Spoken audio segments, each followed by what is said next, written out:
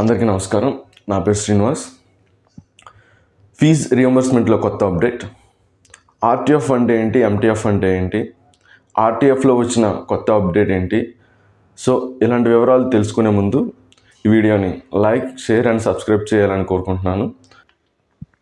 గత ప్రభుత్వం ప్రవేశపెట్టిన జగనన్న విద్యా దీవెన అనే పథకాన్ని ఈ ప్రభుత్వం పేరు మారుస్తూ ఆల్రెడీ ఉత్తర్వులు ఇచ్చింది. ఏమని పేరు మార్చిందంటే పోస్ట్ మెట్రిక్ స్కాలర్షిప్ అనే పేరును మార్చారు. సో రీసెంట్గా అంతకు ముందున్న జేవిడి బకాయిలు ఏవైతే ఉన్నాయో ఆ యొక్క బకాయిల్ని ఈ ప్రభుత్వం క్లియర్ చేస్తామని చెప్పారు. అరౌండ్ 3,000 crores వరకు ఉన్నాయన్నారు. చాలా కాలేజీలు ఆ యొక్క ఫీజు కట్టలేకపోతే సర్టిఫికేట్లు కూడా ఇవ్వకుండా హోల్డ్ చేశారు.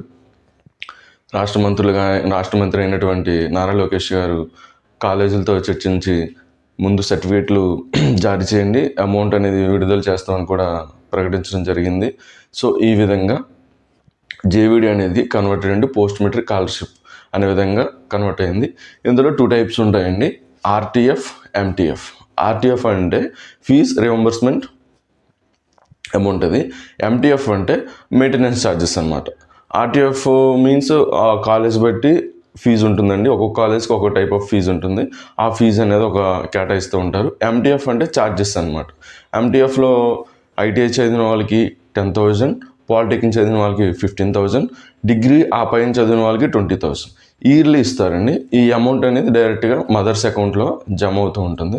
ఆర్టీఎఫ్ అనేది మాత్రం ఫీజ్ రియంబర్స్మెంట్ అనేది మాత్రం డైరెక్ట్ కాలేజ్ అకౌంట్లోకి జమ అవుతుంది. సో ఇప్పుడు వివరాల్లోకి వెళ్తే ఇప్పుడు అప్డేట్ ఏంటంటే 2024-2025 ఎవరైతే చదువుతున్నారో అంటే first year Avani, second year Avani, third year Avani, fourth year Avani, what ever it may be, A year చదువుతున్న స్టూడెంట్స్ అయినా సరే దగ్గరలో ఉన్న సచివాలయానికి వెళ్ళి మీ యొక్క 6-step వెరిఫికేషన్ అనేది కంప్లీట్ చేసుకోవాలండి. ఈ 6-step వెరిఫికేషన్ కంప్లీట్ చేసుకుంటేనే ఈ యొక్క బకాయిలు అనేది కూడా విడుదల చేయడం జరుగుతుందండి. ఆల్రెడీ వాళ్ళకి ఒక పోర్టల్ ఇచ్చారు. ఆ పోర్టల్లో మీ ఆధార్ నెంబర్ ఎంటర్ చేస్తే 6-step వెరిఫికేషన్ కోసం మీ యొక్క డీటెయిల్స్ వస్తాయి.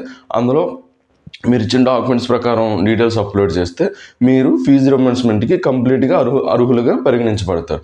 సో వాళ్ళ పోర్టల్లోని మీ ఆధార్ ఎంటర్ చేయగానే మీ డీటెయిల్స్ రావాలంటే మీరు ఆల్రెడీ కాలేజీలో జ్ఞానభూమి అనే పోర్టల్ ఉంటుంది, అక్కడ నమోదైతేనే ఇక్కడ వీళ్ళ లాగిన్లోనే డిస్ప్లే అవుతుందండి. సో క్లారిటీ, ఇక్కడ లాగిన్లో రాలేదు, మా ఆధార్ నెంబర్ కొట్టకైనా డీటెయిల్స్ చూపించలేదంటే కంగారు పడద్దు.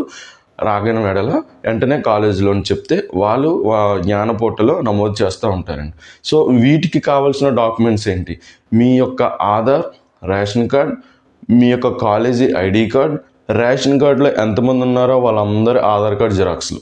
సో ఈ జిరాక్స్ అయితే మ్యాండేటరీ అండి కన్ఫర్మ్గా.